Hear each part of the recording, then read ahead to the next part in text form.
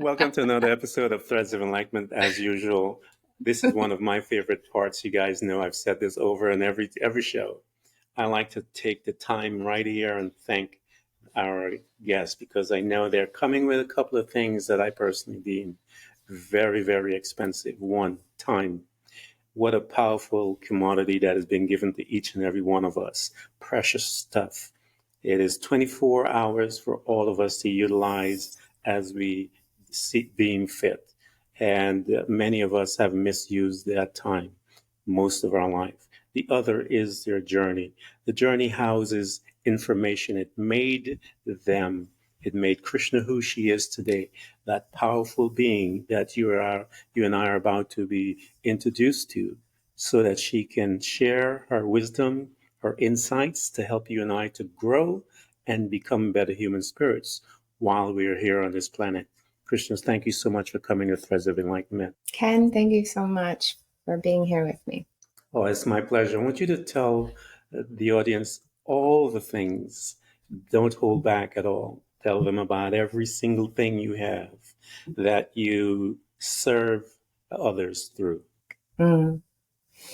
Well, just like what we were saying in our conversation together before we started recording, I am here to hold space and guide other people to the brilliance and limitless of their own being, to create what is often a heaven on earth, if we can allow that experience to come through, to create the life that we want to be in instead of focusing on all the things that we don't want, and to help people move on from traumatic and stressful events where maybe they haven't been able to do that with other methods or modalities, or just hoping that time will heal.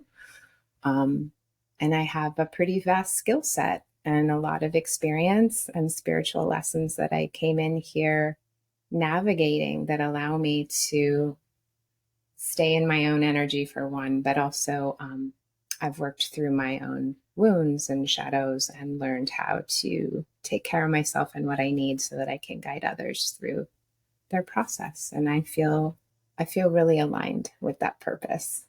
It feels very right for me. That is awesome. Excellent. Introduce them. Tell them your name. My name is Krishna, Avalon. I have been a Chinese medicine practitioner, an acupuncturist, really an energy worker for 20 years. Pretty natural space holder and facilitator. I'm very intuitive, and so my work is very intuitively guided. And when we do, acupuncture, but now these other tools that I've been trained in, when you have the person that can see and hear you, you are going to be guided to your goals probably quicker than somebody who maybe doesn't understand how to read your energy. And so I feel like that is one of my gifts, and I can feel pretty confident saying that at my age and the amount of time that I've been on this planet facilitating others. But my current obsession is guiding people through their subconscious limitations. And so the subconscious mind is something that's kind of not necessarily new, but a lot of people haven't heard about it until very recently. And for me, when I heard about it and started training in it, it was the thing that I've been waiting for my whole life, because it's the subconscious mind that creates 95 to 97% of our lives. And it's where our habits, our beliefs, our memories, and our autopilot, our behavior is created from. And so it's really how we create life. And it's just the conscious mind that tries to rule the show for everyone. And the conscious mind is very important, but it's only creating 3 to 5% of our lives. So when I found this very simple process of being able to guide myself and others past things that I just didn't understand why I was hitting so much resistance towards or struggle in, I found these ways where I was able to peacefully unattach from things that were very stressful, that I didn't even consciously know were stressful, and have this way to move on, and then also create more expanded beliefs so that I could have the perceptions and the experience of life that I want to have. And So I get to do that now for people, and I get to do that for people that I've been working with for a really long time that I've been able to facilitate in really beautiful ways. But this is the stuff, especially since Yeah. pandemic, where people haven't felt safe. They haven't trusted themselves in the unknown. They haven't necessarily known how to be in healthy relationship with themselves or others. They haven't known how to have clear boundaries in a world that's very overwhelming. And so this is a lot of the work that I get to do with people now in a very simple way and in a way that's very quick. Because sometimes people will do talk therapy for things that have been stressful in their lives, and they'll be in talk therapy 15, 20 years and understand why Yeah. things are the way they are, but they're still triggered and still upset and angry. And it's because they're only working with the conscious mind, which is just this part. And the subconscious Yeah. is it's really where it's at for being able to be an I empowered totally do creator of that. life. And that's what I'm here for. Yeah. That's excellent.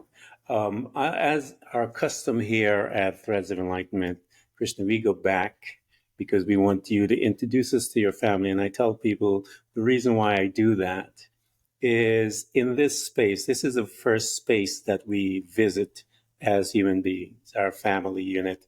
And in that area there, we are there for some years, and things happen there, and our thinking patterns are formed there. Introduce us to your family. What was your unit like?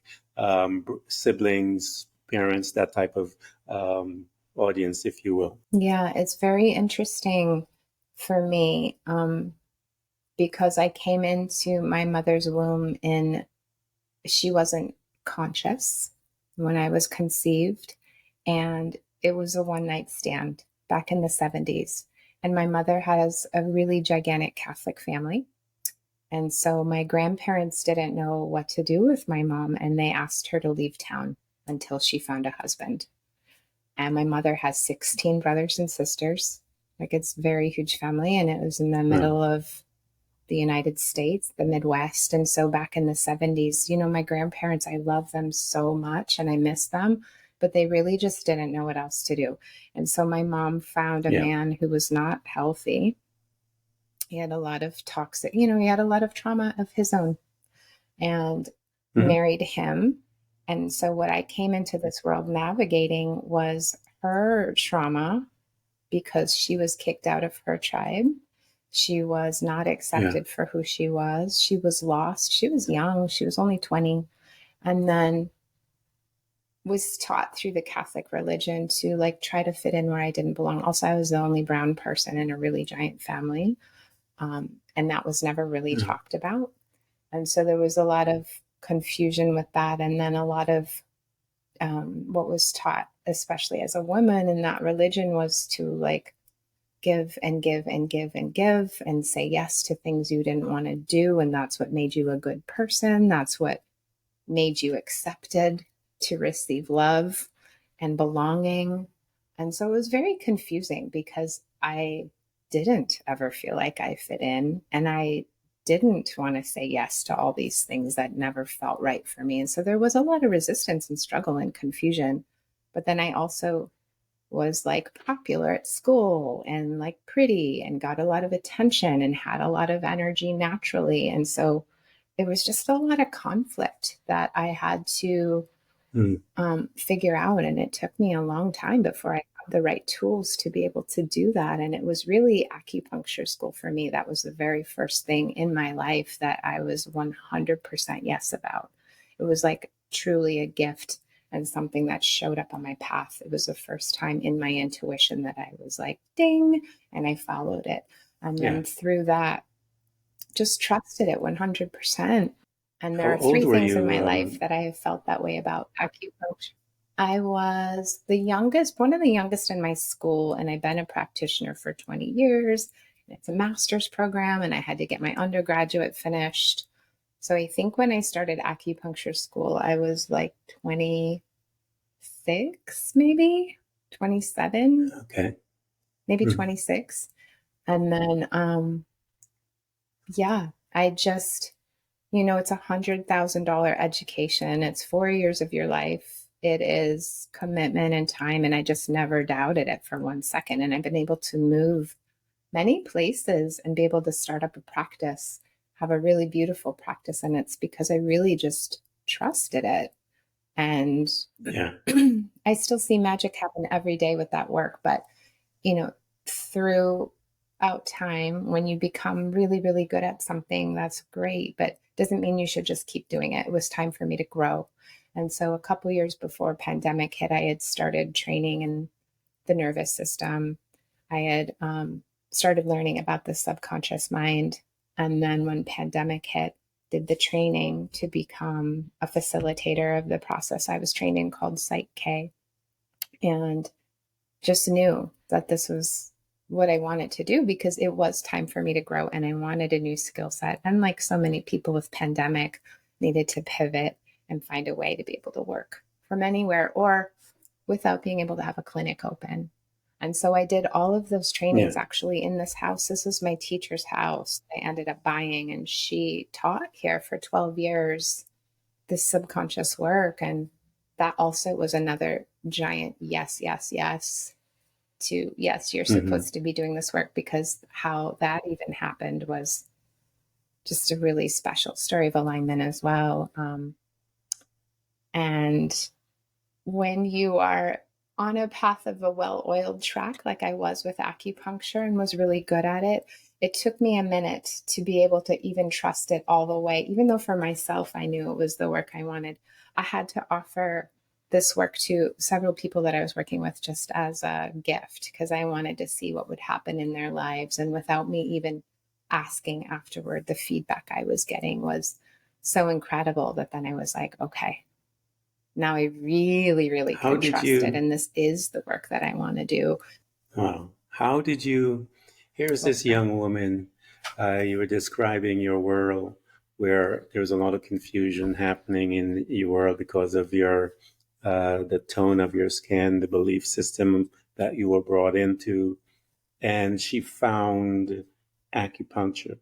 How did that come about, Krishna? How did you, this Yeah. girl that was dancing, all the energy, all of this confusion going on, how did she find her way to acupuncture? Right. I mean, I was young 20s living in Seattle and just taking classes at the community college, like Shakespeare and writing and, fun things just because I liked being in school. Yeah, I just didn't know yet what I wanted to do. And I was waitressing and working in a restaurant. And I just read this little quarter-page article in some sort of um, magazine, and it was about ancient Chinese medicine and how people could avoid surgery and drugs by just doing this very natural ancient medicine. And in my mind, I was like, oh, how cool would that be?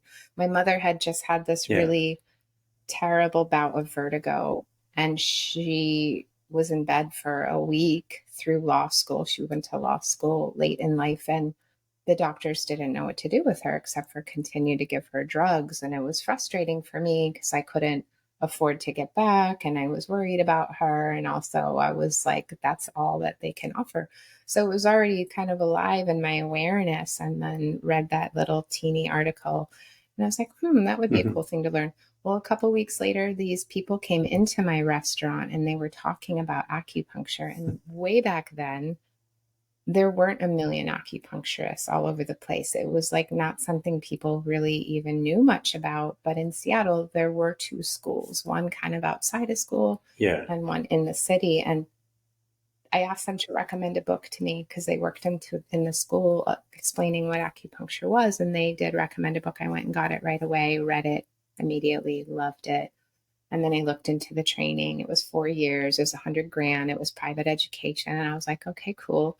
And then after that, this couple came in for dinner and I just liked them right away. Like we just had all Hmm. this rapport and they stayed for maybe 3 hours, like a very long Wow. dinner. And um, afterwards, they asked me, they were like, well, what do you do besides work here? And I was like, well, I know that this is really weird, but I'm thinking about going to acupuncture school. And they looked at each other and Hmm. started laughing. And they're like, oh, should we tell her? And they were both about to graduate from the school. And again, this wasn't something that people just did back then. And they were both this just like very Yeah. beautiful energy, peaceful kind of Zen monk people, but they were like fully tattooed and came in on their motorcycle. Like it wasn't how everybody tries to be now. Like they really were Yeah. embodied in that energy. And so they left, and then a couple of days later, the guy had left me a message at work because we didn't have cell phones back then. And he invited me to a barbecue. And I went and I just decided, because everyone there was a student or working at the school, that this is it. This is what Yeah. I wanted to surround myself with. Because at that time, Isn't that beautiful? I hadn't yet found that alignment or the Yeah. people that just felt 100% healthy for me and right. And so I just did it. I've committed to school before I even had Mhm. acupuncture myself. Wow. So That is that's that awesome. story. Powerful story. No, that it's a powerful story because I wanted to know what were the threads that weave that pulled you towards there, and I tell people there is nothing in life um, that is not planned. We don't know it. Here you are, you read this nice little article. You know, that article sparked something within you. Now, that once that article sparked something within you, this awareness within you was awakened. Now, that awakening has to be nurtured because that is the direction by which you are being pulled to. You don't know it, but that was the plan that was set up for you. And so, as you were pulled, what happened? Here you just happened to meet a couple of people that was in there. Your energy were similar in the ways they were in the school. I mean, look at all of that.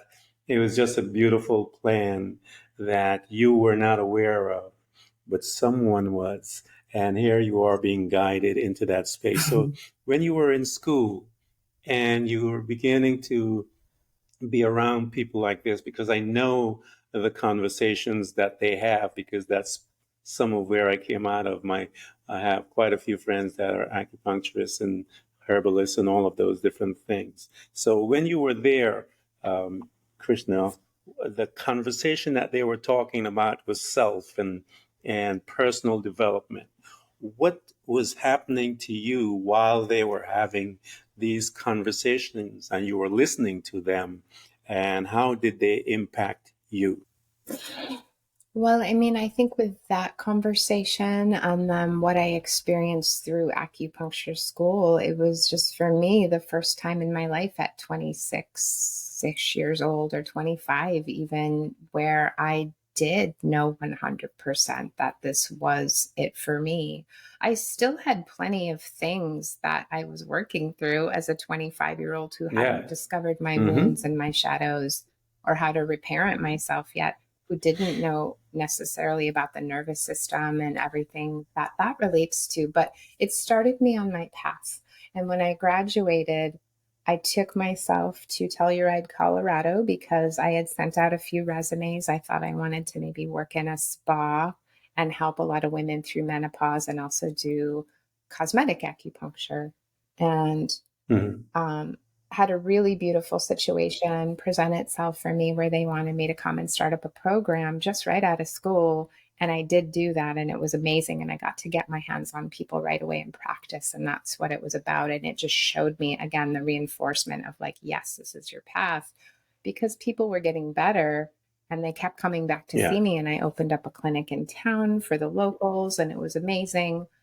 And then I discovered Reiki, not because I was Mm-hmm. trying to, but because my friend was going to do training with another one of our friends. And so I did that, brought that to my early practice, and then saw how much that was shifting and up leveling my work. And that was another just kind of thing that showed up on my path that was Yeah. incredible and meant to be.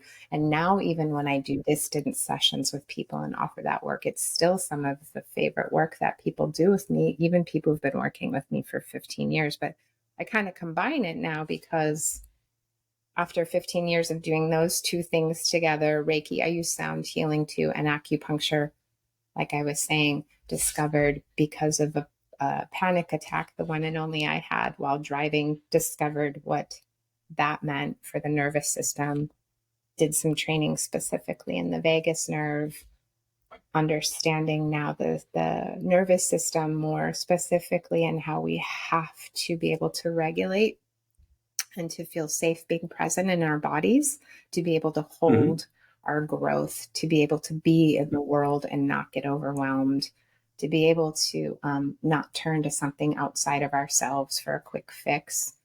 And then, in addition, the subconscious mind training, it's like all of this really was meant to take me to this place in my own healing and awareness, embodiment, and integration, but also be able to guide all these people that come to me now for it.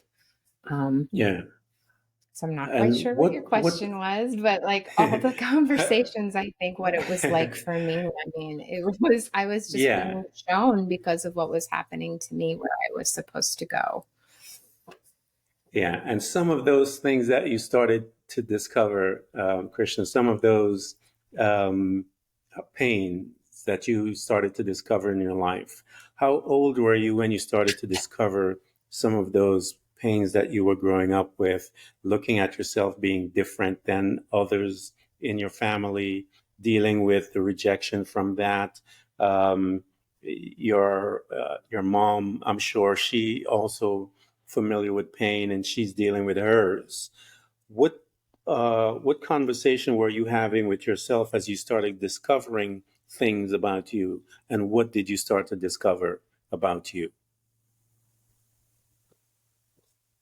I don't remember specific conversations, Ken. I was pretty unaware and I was pretty confused, and I didn't have Yeah, like influence or guidance in my life that felt safe or I knew how to trust. My only relationship with God at that time was through the Catholic religion, and that was not something that resonated with me. In fact, I spent many years yeah, just trying to get away from religion and turned off by the word God. I never thought I was atheist, but it just never resonated because of how I was raised. And so for me, I do use the word God now, but it's the same thing as creator or source as or the divine. And I have an incredibly strong connection to that energy. But for me, it's in nature. For me, it's my connection to higher consciousness or creator that flows through me. It's not what I was raised with, which was a lot of martyrdom and victim and shame and really disempowerment yeah. and disconnection. And so I wasn't really having conversations. I was just confused. And then I spent a lot of time Hmm. acting out and being reckless in my behavior and hurting people along the way because I didn't understand how deeply I was hurting and I didn't have the tools. I tried some talk therapy. It wasn't anything that I was attracted to. I didn't have my right person. I'm not saying that that work's not helpful. It just wasn't the right person and it wasn't for me. And so, Yeah, again, acupuncture school was what made sense. Reiki was what made sense. Energy work and healing is what made sense. Connecting to like what I know now as like the quantum field or the Akashic records or source or like my bright and well ancestors and allies that are walking with me, seen and unseen. That's what makes sense for me now. But back then, I was not having conversations. I was just yeah, I was really confused. And my dreams showed me that for years. I would just have dreams that were like snippets of a movie, and the theme was like confusion. It didn't even make yeah. sense. And And how I old don't were have those you dreams when? anymore. How old were you when it began to make sense, if you will, that you began to understand that, okay, these were some of the things that I noticed within me. You said you were acting up or acting out. Um, did you locate why you were acting out and what was that and how did you handle it? Not really. I just knew that I was in some messy, reckless behavior. I didn't really know why. I just thought I was rebelling. Um, Even until like the last few years, you know, our relationships are reflections about what's going on with ourselves. Our triggers are showing us where we need healing and where we need to grow. That's how I see it now. Um, it took a long time before I had healthy things in my life, healthy influences, and then tools to be able to show me my gifts, essentially show me Yeah. where I could be of service. And so it's been on a path to like more and more clarity, more and more power, deeper embodiment and connection to myself as I had the right tools to work through these big spiritual lessons that I came in to learn and master within myself. So, What tools did you bring into yourself to help you deal with that? So what I know in that I mean, I think field, the first you thing was deal a lot with meditation. meditation. Yeah, go ahead. And Meditation, yes, I how did have a was that? spiritual teacher. I probably have 5 minutes, first of all, before I got to take my kids to school. But No my problem. first spiritual teacher was when I was first, okay, in Telluride, Colorado. There was an amazing, and she still is an amazing um, meditation teacher, but then also just energy healer. And she taught me some tools to be able to connect with my own energy, but also my guides and my higher self and my body. And those are the three Hmm. those are the aspects she works with. So she taught me some tools. And then a couple years after Telluride, 3 years into that, I moved to Chicago where I met my daughter's father, and we both discovered Vipassana meditation. And that is one of the most powerful things in my life I've done as well, because there is no one teaching you anything other than the practice of observing your own sensations and feelings. And then you practice Yeah, not reacting to those things and learning how everything is temporary. And that's the practice of equanimity. And that was very powerful. And I practiced that all throughout my pregnancy. I've done three, sits, which are 10 silent day meditations, retreats.